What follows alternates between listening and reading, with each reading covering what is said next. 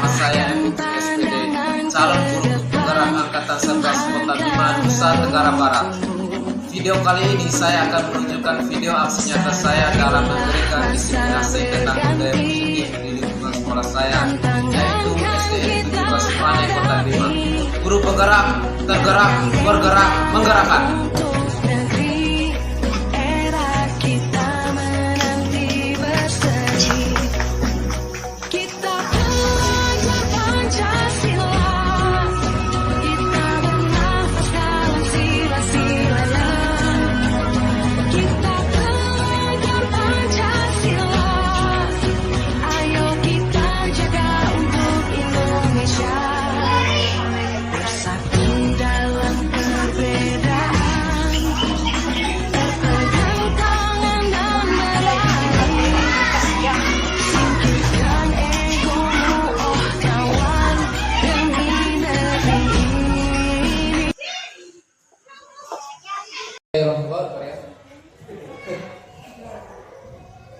Bismillahirrahmanirrahim. Assalamualaikum warahmatullahi wabarakatuh.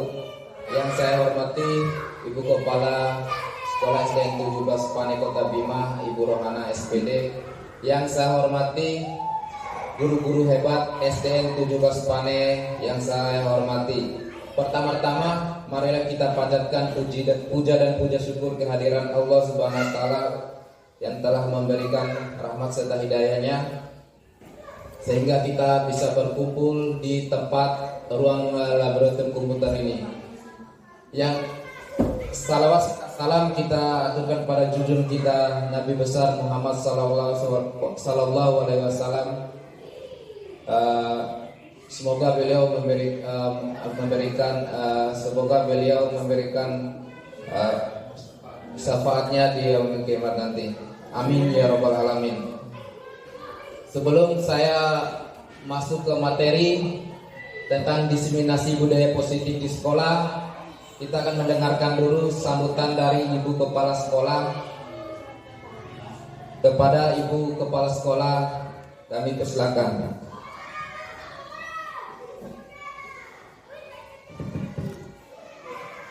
Bismillahirrahmanirrahim. Assalamualaikum warahmatullahi wabarakatuh.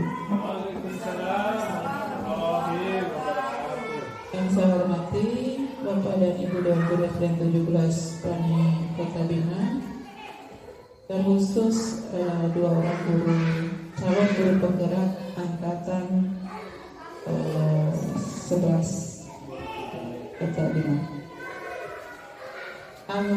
Alhamdulillah, puja dan puji syukur kita panjatkan kepada Allah Subhanahu wa taala atas segala nikmat rahmatnya pada kita semua, dan karena nikmat kesehatan, nikmat kesempatan, sehingga kita semua masih diberikan kesempatan oleh Allah untuk hadir di ruangan IT kita guna mengikuti kegiatan dari dua orang calon guru penggerak di SDN 17 Pane Kota Bima ini. Semoga kita semua selalu dalam lindungan Allah, diberikan kesehatan, keselamatan, dan kesuksesan selalu. Dalam salam tidak dapat kita sampaikan kepada junjungan Nabi besar kita Nabi Muhammad SAW, manusia agung, manusia mulia, telah merubah hidup kita dari alam gelap menuju alam terang dengan dinul Islamnya. Bapak dan Ibu sekalian, pada kesempatan ini kita akan bersama-sama mendengarkan pembahasan dari modul 134 dari calon guru penggerak kita, yaitu mengenai diskriminasi budaya positif. Mudah-mudahan dengan pembahasan yang dilakukan oleh dua orang calon guru penggerak kita pada kesempatan ini akan berpengaruh positif buat kita semua, sehingga kedepannya kita bisa lebih meningkatkan lagi kinerja kita masing-masing. Dengan pengibasan budaya positif dari dua orang guru penggerak kita ini, harapan kami pengibasan ini bisa Bapak dan Ibu tidak hanya mendengarkan, tetapi tolong hasil pengibasan diseminasi budaya positif ini Bapak Ibu mengambil manfaatnya, kemudian bisa Bapak dan Ibu praktekkan dalam tugas Bapak Ibu sehari-hari dalam mengajar mendidik murid-murid kita di sekolah ini. Walaupun nanti ada terjumpa hal-hal yang masih Bapak dan Ibu kurang pahami, lewat dari kegiatan pengibasan budaya positif ini, ya, Bapak Ibu bisa lanjut ke konsultasi, tanya jawab, bertukar pikiran dengan dua orang calon guru penggerak kita, sehingga pada saat pelaksanaannya Bapak dan Ibu bisa lebih paham, bisa lebih aktif, dan semoga membawa perubahan yang lebih baik dan kita semua bisa mencapai kesuksesan lebih maksimal lagi. Mungkin itu saja. Selamat buat dua orang calon guru penggerak kita. Semoga kedepannya lulus tanpa ada halangan dan menjadi guru penggerak, motor penggerak yang ada di sekolah kita yang tercinta SDN 17 Pane Kota Bima. Dan semoga dengan kehadiran tambahan dari dua orang guru penggerak kita ini, kita akan semakin sukses lagi. Amin. Demikian yang bisa saya sampaikan. Saya akhiri, wabillahi taufiq wal hidayah. Wassalamualaikum warahmatullahi wabarakatuh. Waalaikumsalam. Terima kasih kepada Ibu Kepala Sekolah, Ibu Kepala Sekolah hebat yang telah memberikan motivasi, semangat serta kekuatannya kepada kita. Semoga kita bisa menyelesaikan program guru penggerak ini dengan sukses. Dan semoga juga ilmu yang kita dapat ini kita bisa memberikan kepada teman-teman guru yang lain. Terima kasih. Oke, lanjut ke materinya.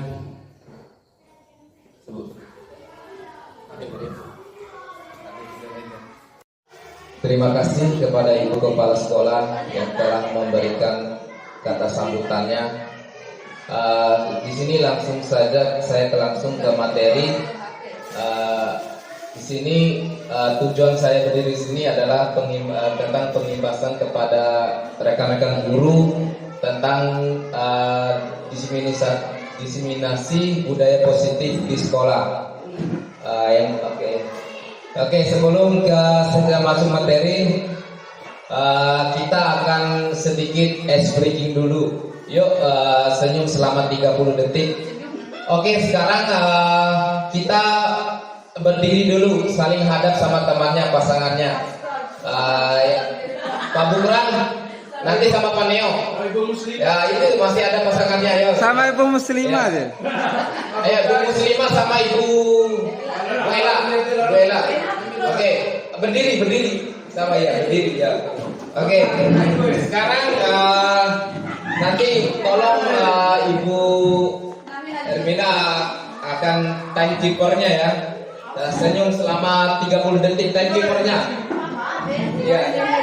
Oke, 30 detik. Oke, nanti saya dulu senyum sama temannya, nanti bisa dipraktekkan di kelasnya masing-masing. Oke, jangan kalau sama istri kan mungkin. Oke, oke, saling hadap dulu sama temannya. Nanti boleh senyum, itu perlihatkan senyum ya, senyum. Ya, bukan ketawa. Oke, kita mulai dari sekarang. Saling hadap. Oke, 1, Senyum. 2, 3. Selama 30 detik. Saling senyum selama 30 detik. Oke. 10 detik. Senyum. Sini saya sudah menyimpulkan peran saya di sini adalah kesimpulan mengenai peran saya adalah ini ingin menciptakan budaya positif yang ada di sekolah. Lanjut. Apa seorang guru baik harus memiliki kemampuan dalam mewujudkan budaya positif di lingkungan sekolah? Budaya positif tersebut adalah dijalankan dengan merankan konsep inti. Yang sini akan saya bahas di sini adalah yang pertama disiplin positif, segitiga restitusi, yang ketiga motivasi perilaku manusia, yang keempat posisi kontrol restitusi, yang selanjutnya keyakinan sekolah atau kelas. Di sini saya ingin bertanya kepada teman-teman guru untuk disiplin positif. Yang ibu bapak guru ketahui apa sih disiplin positif yang ada di sekolah ini? Gimana? Ada masukan dari teman-teman guru yang lain? Yang pertama siapa? Oke, Pak Rio. Ya, oke. Yes. Terima kasih atas kesempatan yang diberikan. Kalau menurut saya pribadi, kalau kita berbicara tentang budaya positif, tidak lepas dari pembiasaan, ya, pembiasaan dalam menerapkan karakter baik yang kita laksanakan setiap hari. Jadi intinya budaya positif itu adalah pembiasaan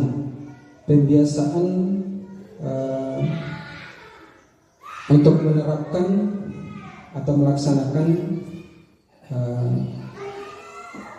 praktik baik, ya, kepada siswa. Ya, contohnya banyak yang sudah kita lakukan di sekolah ini. Salah satunya adalah penerapan karakter pada hari Kamis. Ya, mungkin seperti itu. Jadi intinya adalah pembiasaan praktik baik di sekolah. Mungkin seperti itu. Terima kasih Pak Rial telah memberikan pengertian tentang gambaran tentang disiplin positif. Ada yang lain dari Ibu Ermina?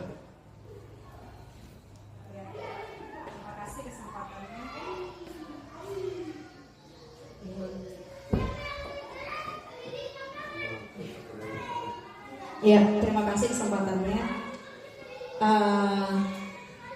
Disiplin positif di sekolah adalah suatu pendekatan dalam mengelola perilaku siswa yang bertujuan untuk menumbuhkan kesadaran dan memberdayakan siswa untuk mandiri tanpa menggunakan kekerasan atau hukuman. Ya, seperti tadi tujuan disiplin positif sudah dijelaskan juga sama Pak Guru tadi, untuk membentuk karakter, mengajarkan tanggung jawab, juga meningkatkan kompetensi.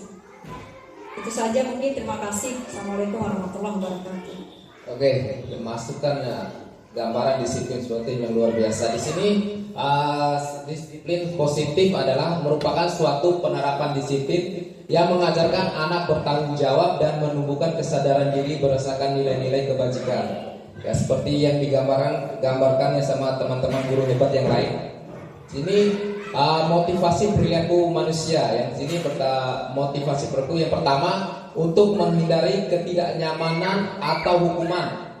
Sini untuk menghindari ketidaknyamanan atau hukuman. Di sini kita guru-guru hebat.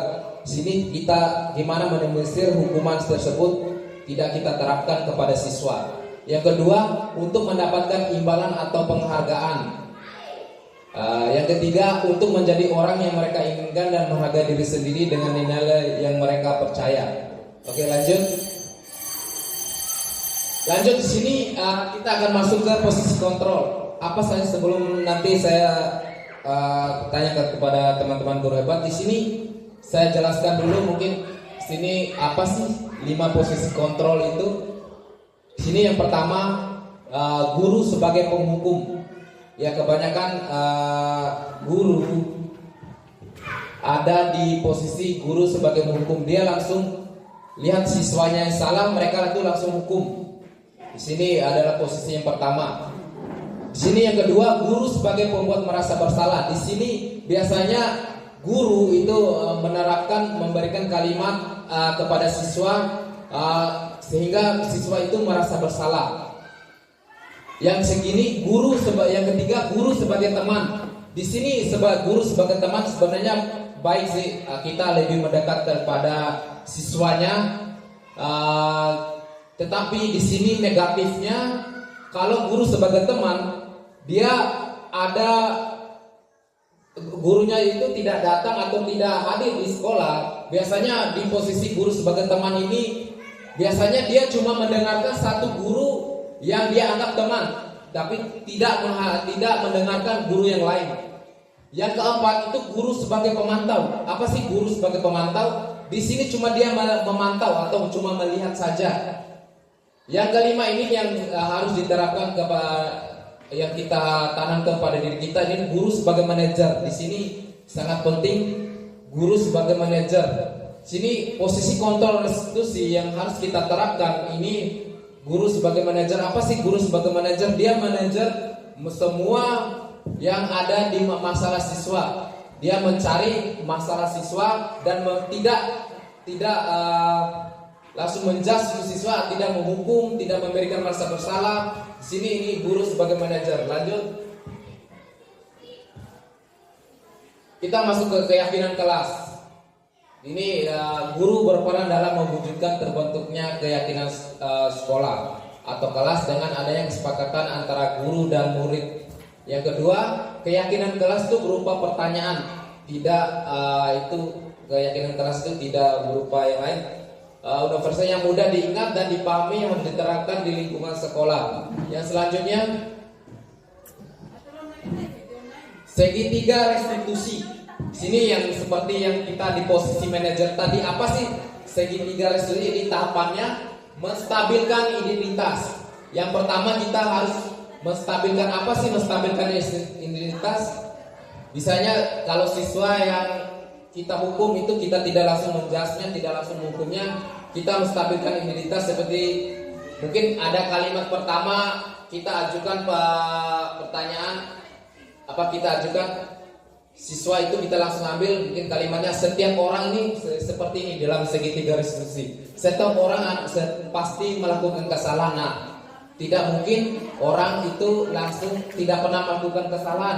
Yang kedua kita tuh buat kalimat tidak, kamu tuh bukan satu-satunya yang melakukan kesalahan. Pak guru juga bisa melakukan kesalahan. Ini ada di posisi manajer ya, yang harus kita terapkan di sekolah. Yang kedua kita validasi tindakan salah. Di sini dalam validasi tindakan salah ini kita tentunya kita akan bertanya kepada siswa tuh, kamu tentu punya alasan mengapa melakukan hal itu.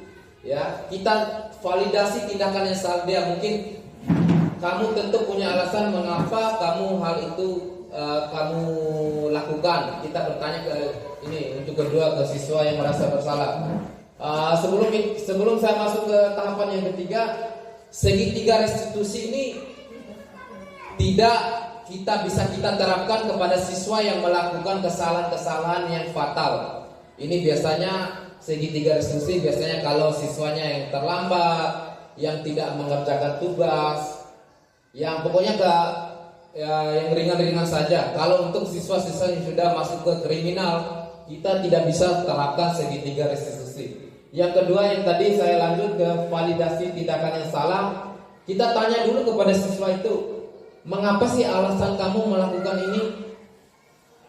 Kalau dia udah menjelaskan alasannya, kita langsung masuk ke menanyakan keyakinan kelas.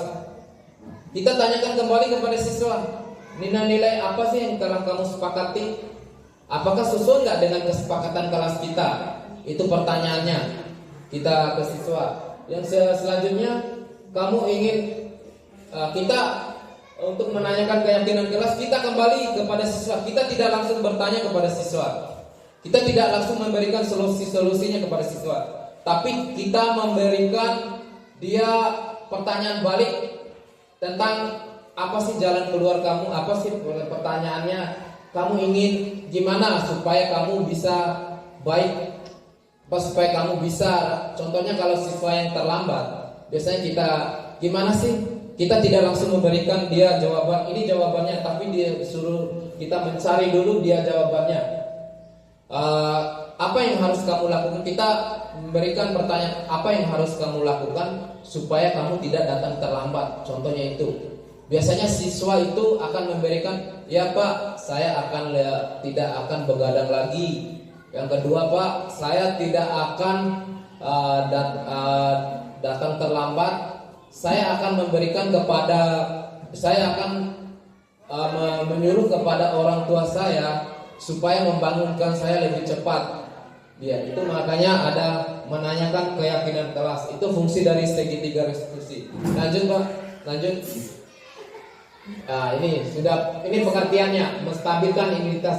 Bagian dasar dari segitiga yang bertujuan untuk mengubah identitas anak dari orang yang gagal melakukan kesalahan menjadi orang yang sukses. Ini kita harus menstabilkan identitas. Kita tidak harus langsung menghukum siswa atau langsung memberikan mereka merasa bersalah. Kita akan ini tujuan segitiga restitusi, tidak melakukan kesalahan menjadi orang yang sukses. Yang kedua, validasi tindakan yang salah. Mengacu pada teori kontrol, segala tindakan manusia pasti mempunyai maksud dan tujuan tertentu. Entah itu baik atau buruk, saat kita mengakui anak itu berbuat salah, maka dia akan tetap dalam masalah. Ini yang pasti saya jelaskan tadi, validasi tindakan yang salah. Kita tanyakan dulu kepada siswa. Kita memberikan dulu, Bapak juga pernah melakukan kesalahan. Nah, ini validasi tindakan yang salah. Yang ketiga, menanyakan keyakinan. Menanyakan keyakinan artinya mengajak siswa menemukan cara untuk berperilaku lebih baik dan tindakan melanggar tata tertib sekolah. Yang seperti saya jelaskan tadi, kita tidak harus memberikan solusinya kepada siswa, tapi kita siswa itu suruh mencari solusinya. Biasanya itu menanyakan keyakinannya. Lanjut. Ini keterkaitan antar materi. Oke, lanjut.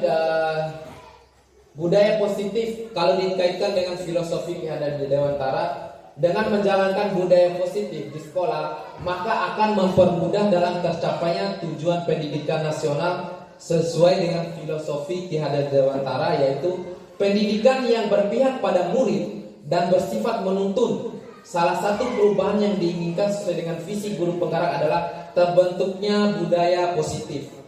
Oke, lanjut.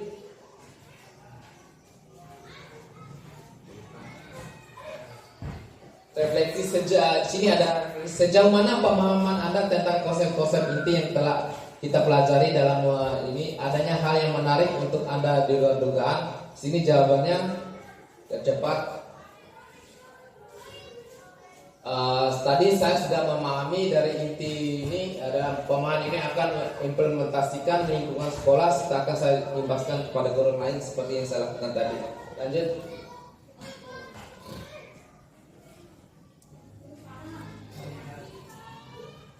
Hal menarik bagi saya di luar duanya adalah keterkaitan langsung antara budaya positif dengan peningkatan kesejahteraan mental, emosional, dan perubahan sikap murid.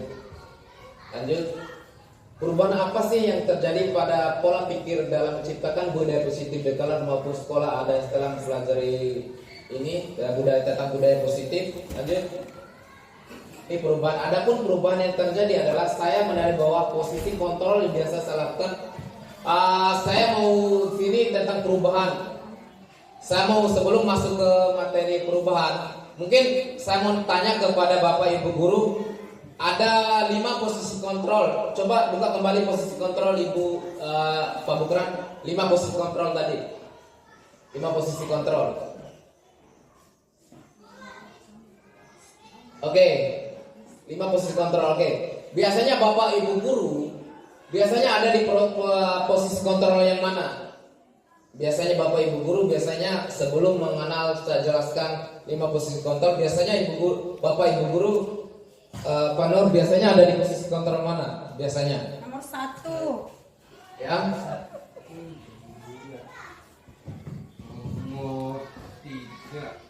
Nomor 3 biasanya guru sebagai teman. Ya sebenarnya ya.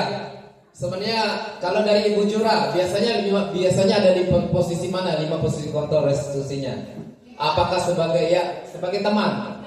Ya, sebagai teman. Sama Pak Nur juga biasanya dia ada di posisi teman.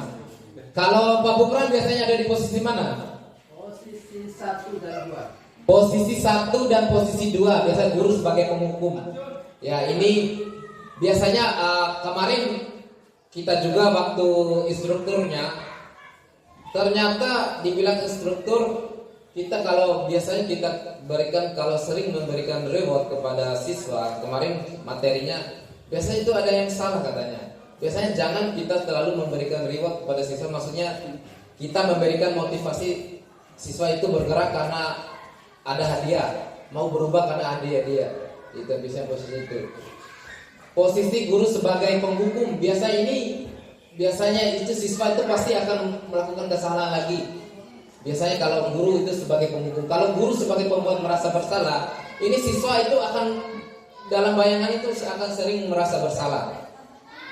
Ya, kalau guru sebagai teman seperti yang diterapkan sama Pak Nur tadi, biasanya ini yang baik sih guru sebagai teman. Tapi cuma negatifnya kalau kita guru sebagai teman, negatifnya biasanya dia hanya suka kepada guru itu aja, tapi dia tidak suka kepada guru yang lain. Karena kalau ada di posisi guru sebagai teman, biasanya dia cuma takutnya atau cuma dekatnya sama guru yang ada di posisi kontrolnya guru sebagai teman. Tapi kalau kita ada di posisi manajer, kita itu bisa mengontrol dan menggunakan posisi kontrol sebagai manajer. Lanjut Bu, Pak. Lanjut terus ke ya ini sebagai manajer.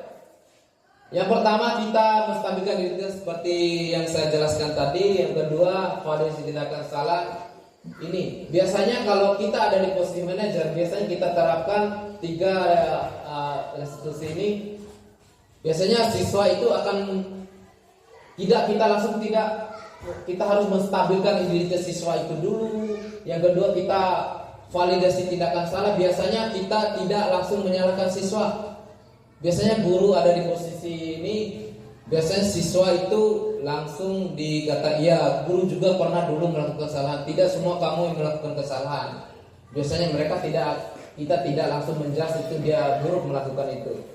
Iya, lalu kita lanjut ke menanyakan keyakinan nggak sesuai nggak dengan keyakinan kelasnya. Ya, itu sesuai nggak dengan apa kesepakatan kelas kita? Sesuai nggak dengan apa yang kamu lakukan? Contohnya kalau dia datang terlambat, sesuai nggak dengan kesepakatan kelas kita? Apa sih kita tanya balik ke siswa? Apa sih kesepakatan kelas kita? Harus datang cepat Pak. Kesepakatan kelas bila kita cepat.